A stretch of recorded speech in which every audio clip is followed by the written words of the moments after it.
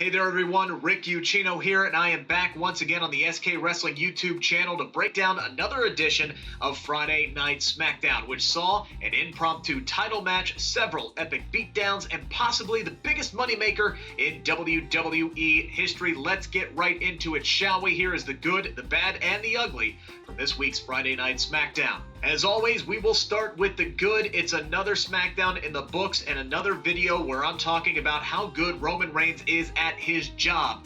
The dude is just on another level right now, and Friday may have been his best segment yet.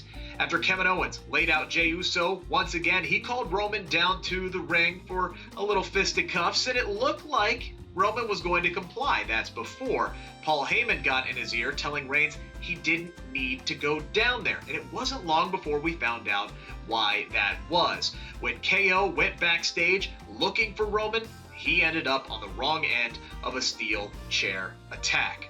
Reigns then laid out Owens and then calmly, very sadistically, looked into the camera and spoke directly to KO's family, telling them to talk some sense into their father and husband before Reigns has no choice but to take food off of their table.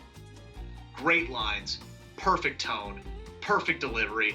Roman Reigns is just firing on all cylinders right now. And to his credit, so is Kevin Owens. He cut a great promo himself tonight, and with each passing week, he gets more and more enraged. This man cannot wait to get his hands on Roman Reigns, and their match at TLC is going to be must-see. Meantime, I have to give some credit to another heel who knocked it out of the park on Friday. This new Carmella, dare I say it, is money. Everything about her new attitude just works for me. She is strong, she is confident, she is bitchy, she wants what she says done when she says it and on her terms. She may have outbossed the boss on Friday, and that's not easy to do. She capped off a really strong night of character development with an excellent match against Sasha Banks, and then an epic beatdown that included a kidney shot with a champagne bottle. Ow. Watch out, WWE. You may have just stumbled upon something really, really good here. Moving on to the bad. This was a night that had some really good matches, but most of it was marred by bad finishes and a rash of dumb baby face syndrome.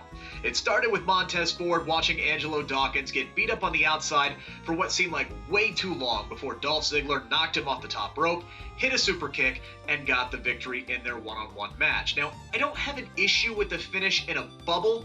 This was more just a bit of a timing issue.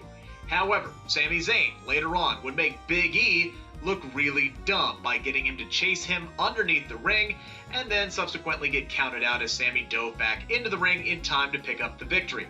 I'm all for Sami Zayn outsmarting his opponents, winning his matches any way that he can, but this finish was just so telegraphed, and we literally saw Zayn do something similar just a few weeks back with Apollo Crews. Meanwhile, Otis and Chad Gable, they lost on Friday to Shinsuke Nakamura and Cesaro after Gable ate a wicked Kinshasa and got pinned 1-2-3, while Otis, who was less than 5 feet away, just watched the count and didn't do anything to stop it. All of those finishes made the main event DQ, where it actually made a little bit of sense to have one.